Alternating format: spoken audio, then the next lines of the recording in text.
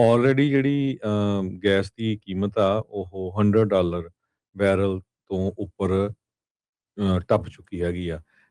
Iran ਕੋਈ ਵੀ sign ਨਹੀਂ show ਕਰ ਰਿਹਾ ਵੀ ਕਿਸੇ ਤਰ੍ਹਾਂ ਉਹ ਯੂਐਸ ਦੀਆਂ ਮੰਗਾਂ ਦੇ ਥੱਲੇ ਮੰਨ ਰਿਹਾ ਹੋਵੇ ਤੇ ਨਵੇਂ ਅਟੈਕ ਜਿਹੜੇ ਆ ਉਹ ਯੂਐਸ ਦੇ ਬੇਸਿਸ ਤੇ ਹੋਰ ਮਿਡਲ ਈਸਟ ਦੇ ਵਿੱਚ ਕਰ ਰਿਹਾ ਹੈਗਾ। ਦੋ ਫਰੰਟ ਜਿਹੜੇ ਇਸ ਟਾਈਮ ਖੁੱਲ ਚੁੱਕੇ ਹੈਗੇ ਆ। ਇੱਕ ਇਰਾਨ ਦੇ ਵਿੱਚ ਹੈਗਾ ਹੀ ਸੀਗਾ, ਦੂਜਾ ਹੂਟੀਜ਼ ਵਾਲਿਆਂ ਨੇ ਵੀ ਇਰਾਨ ਦੀ ਮਦਦ ਨਾਲ ਉਹ ਜਿਹੜਾ ਉੱਥੋਂ ਦੀ ਜਿਹੜੀ ਸਟੇਟ ਆ ਉਸ ਨੂੰ ਰੋਕਣਾ ਸ਼ੁਰੂ ਕੀਤਾ ਹੋਇਆ ਹੈਗਾ।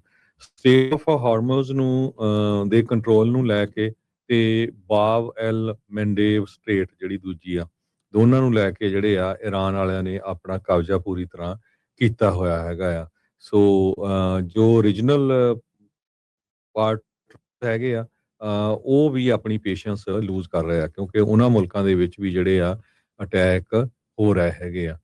ਫੋਰਨ ਮਿਨਿਸਟਰ ਅਵਾਸ ਅਰਗਾਚੀ ਜੋ ਆ ਉਹਨਾਂ ਨੇ ਇਹ ਕਿਹਾ ਆ ਕਿ ਯੂਐਸ ਨੇ ਜਿਹੜਾ ਸਾਡਾ ਨੁਕਸਾਨ ਕੀਤਾ ਹੈਗਾ ਉਹਨਾਂ ਨੂੰ ਸਾਰੇ ਪੈਸੇ ਜਿਹੜੇ ਆ ਅਲਟੀਮੇਟਲੀ ਦੇਣੇ ਪੈਣਗੇ ਤੇ ਕਹਿੰਦੇ ਵੀ ਕਿਸੇ ਵੀ ਸ਼ਿਪ ਨੂੰ ਕਾਰਗੋ ਨੂੰ ਕਿਸੇ ਤਰ੍ਹਾਂ ਦਾ ਵੀ ਜਿਹੜਾ ਨੁਕਸਾਨ ਅਮਰੀਕਾ ਵੱਲੋਂ ਕੀਤਾ ਗਿਆ ਤੇ ਉਹ ਅਸੀਂ ਸਾਰਾ ਜਿਹੜਾ ਨੋਟ ਕਰ ਰਹੇ ਹੈਗੇ ਆ। ਸੋ ਲੱਗਦਾ ਨਹੀਂ ਇਹ ਜਿਹੜੀ ਜੰਗ ਆ ਉਹ ਕਿਸੇ ਤਰ੍ਹਾਂ ਜਿਹੜੀ ਠੰਡੀ ਪਵੇ ਇਸ ਟਾਈਮ ਦੇ ਉੱਤੇ, ਪਰ ਤੇਲ ਦੀਆਂ ਕੀਮਤਾਂ ਇੱਕਦਮ ਫੇਰ ਉੱਪਰ ਚੜ ਗਈਆਂ ਹੈਗੀਆਂ। ਜੀ, ਸੋ ਤੇਲ ਸ਼ੂਟ ਅਪ ਕਰ ਗਿਆ ਆ, ਉਹ 100 ਦੇ ਇਰਦ ਗਿਰਦ ਜਾਂ 100 ਤੋਂ ਪਾਰ ਕਈ ਥਾਵਾਂ ਦੇ ਉੱਤੇ ਦੇਖਣ ਨੂੰ ਜਿਹੜਾ ਮਿਲ ਰਿਹਾ ਹੈ। ਆਲਰੇਡੀ ਜਿਹੜੀ ਗੈਸ ਦੀ ਕੀਮਤ ਆ ਉਹ $100 ਬੈਰਲ ਤੋਂ ਉੱਪਰ ਟੱਪ ਚੁੱਕੀ ਹੈਗੀ ਆ।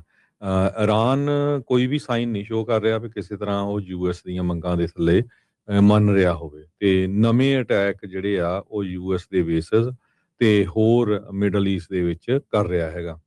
ਦੋ ਫਰੰਟ ਜਿਹੜੇ ਇਸ ਟਾਈਮ ਖੁੱਲ ਚੁੱਕੇ ਹੈਗੇ ਆ। ਇੱਕ ਇਰਾਨ ਦੇ ਵਿੱਚ ਹੈਗਾ ਹੀ ਸੀਗਾ, ਦੂਜਾ ਹੂਟੀਜ਼ ਵਾਲਿਆਂ ਨੇ ਵੀ ਇਰਾਨ ਦੀ ਮਦਦ ਨਾਲ ਉਹ ਜਿਹੜਾ ਉੱਥੋਂ ਦੀ ਜਿਹੜੀ ਸਟੇਟ ਆ ਉਸ ਨੂੰ ਰੋਕਣਾ ਸ਼ੁਰੂ ਕੀਤਾ ਹੋਇਆ ਹੈਗਾ। ਸਟੇਟ ਆਫ ਹਾਰਮੋਜ਼ ਨੂੰ ਦੇ ਕੰਟਰੋਲ ਨੂੰ ਲੈ ਕੇ ਤੇ ਬਾਬ ਐਲ ਮੈਂਡੇਵ ਸਟ੍ਰੇਟ ਜਿਹੜੀ ਦੂਜੀ ਆ, ਦੋਨਾਂ ਨੂੰ ਲੈ ਕੇ ਜਿਹੜੇ ਆ ਇਰਾਨ ਵਾਲਿਆਂ ਨੇ ਆਪਣਾ ਕਬਜ਼ਾ ਪੂਰੀ ਤਰ੍ਹਾਂ ਕੀਤਾ ਹੋਇਆ ਹੈਗਾ ਆ। ਸੋ ਜੋ ਓਰੀਜਨਲ ਪਾਰਟ ਹੈਗੇ ਆ ਉਹ ਵੀ ਆਪਣੀ ਪੇਸ਼ੈਂਸ ਲੂਜ਼ ਕਰ ਰਹੇ ਆ ਕਿਉਂਕਿ ਉਹਨਾਂ ਮੁਲਕਾਂ ਦੇ ਵਿੱਚ ਵੀ ਜਿਹੜੇ ਆ ਅਟੈਕ ਹੋ ਰਹੇ ਹੈਗੇ ਆ। ਫੋਰਨ ਮਿਨਿਸਟਰ ਅਵਾਸ ਅਰਗਾਚੀ ਜੋ ਆ ਉਹਨਾਂ ਨੇ ਇਹ ਕਿਹਾ ਆ ਕਿ ਯੂਐਸ ਨੇ ਜਿਹੜਾ ਸਾਡਾ ਨੁਕਸਾਨ ਕੀਤਾ ਹੈਗਾ ਉਹਨਾਂ ਨੂੰ ਸਾਰੇ ਪੈਸੇ ਜਿਹੜੇ ਆ ਅਲਟੀਮੇਟਲੀ ਦੇਣੇ ਪੈਣਗੇ ਤੇ ਕਹਿੰਦੇ ਵੀ ਕਿਸੇ ਵੀ ਸ਼ਿਪ ਨੂੰ ਕਾਰਗੋ ਨੂੰ ਕਿਸੇ ਤਰ੍ਹਾਂ ਦਾ ਵੀ ਜਿਹੜਾ ਨੁਕਸਾਨ ਅਮਰੀਕਾ ਵੱਲੋਂ ਕੀਤਾ ਗਿਆ ਤੇ ਉਹ ਅਸੀਂ ਸਾਰਾ ਜਿਹੜਾ ਨੋਟ ਕਰ ਰਹੇ ਹੈਗੇ ਆ। ਸੋ ਲੱਗਦਾ ਨਹੀਂ ਇਹ ਜਿਹੜੀ ਜੰਗ ਆ ਉਹ ਕਿਸੇ ਤਰ੍ਹਾਂ ਜਿਹੜੀ ਠੰਡੀ ਪਵੇ ਇਸ ਟਾਈਮ ਦੇ ਉੱਤੇ, ਪਰ ਤੇਲ ਦੀਆਂ ਕੀਮਤਾਂ ਇੱਕਦਮ ਫੇਰ ਉੱਪਰ ਚੜ ਗਈਆਂ ਹੈਗੀਆਂ। ਜੀ, ਸੋ ਤੇਲ ਸ਼ੂਟ ਅਪ ਕਰ ਗਿਆ ਆ, ਉਹ 100 ਦੇ ਇਰਦ ਗਿਰਦ ਜਾਂ 100 ਤੋਂ ਪਾਰ ਕਈ ਥਾਵਾਂ ਦੇ ਉੱਤੇ ਦੇਖਣ ਨੂੰ ਜਿਹੜਾ ਮਿਲ ਰਿਹਾ ਹੈ।